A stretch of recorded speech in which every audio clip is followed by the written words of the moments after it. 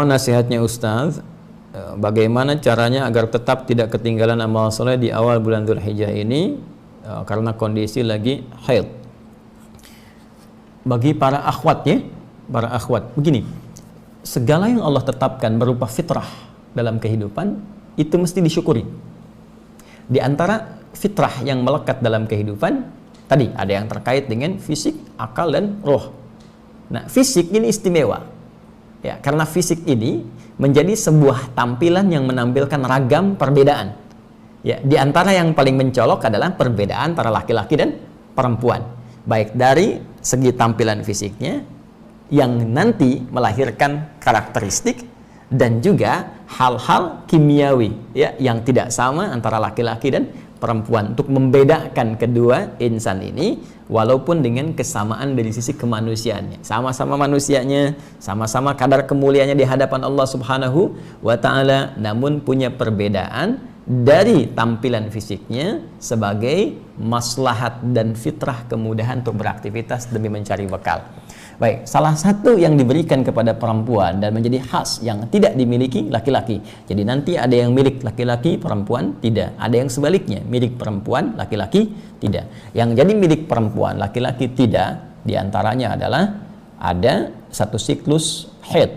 Ya, dan ini sangat bermanfaat untuk perempuan karena nanti sel-sel telur ya dari ovum yang tidak dibuahi ini ya ini kan nanti menjadi darah kotor yang mesti keluar. Kalau bertahan dalam fisik manusia, dalam fisik perempuan itu bisa membawa penyakit ya. Yang belum keluar aja kan sudah terasa itu ya, terasa gelisah, terus nggak enak, emosi nggak stabil. Nah, itu belum keluar aja sudah begitu ya, karena itu harus keluar. Begitu dia keluar nanti stabil lagi. Nah, itulah fitrahnya, itulah keindahannya. Dan dalam keadaan itu pun itu Masya Allah rukhsahnya tinggi, keringanannya tinggi, diberikan oleh Allah padanannya. Kamu jangan dulu ibadah nih ya, karena satu, ini darah kotor masih keluar. Kotor itu najis secara fisik kan?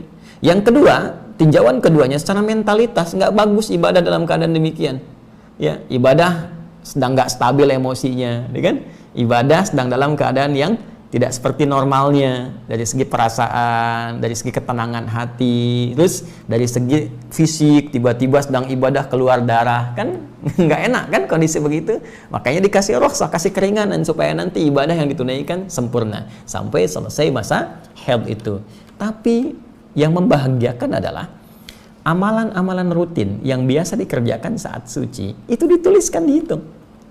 Karena itu sering saya katakan, berbahagialah muslimah yang saat dalam keadaan sucinya dia membiasakan untuk memperbanyak amal soleh, baik dari segi kuantitas pun demikian meningkatkan kualitas. Dia rajin sholat sunnah, dia rajin puasa sunnah, dia rajin baca Al-Quran. Itu saat tiba masa haidnya dituliskan pahalanya walaupun ia saat itu tidak mengerjakannya.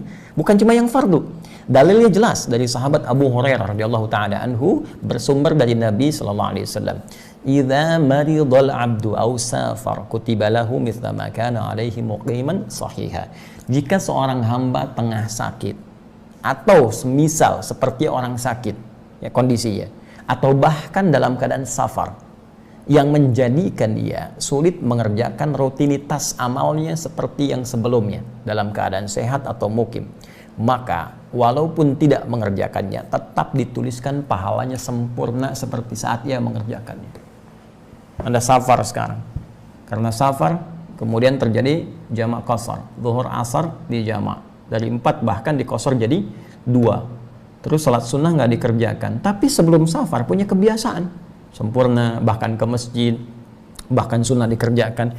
Itu saat Anda kosor pun dituliskan pahala salat sunnahnya, dituliskan pahala sempurnanya, dituliskan kalaupun nggak di masjid pahala di masjidnya karena kebiasaannya.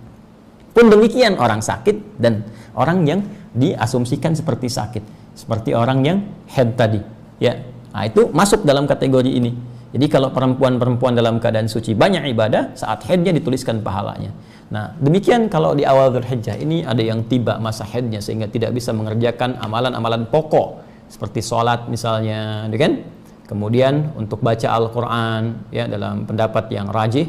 Kemudian juga amalan-amalan yang sifatnya tak mungkin dilakukan secara khusus seperti puasa misalnya, karena ikut dia. Ada ikhtilaf di puasa, tapi saya menguatkan pendapat yang tidak puasa ya saat dalam kondisi haid ini. Jadi dia tidak puasa, tidak sholat, tidak baca Al-Quran. Nah, peluang ini bisa dimanfaatkan untuk mengerjakan amalan lain.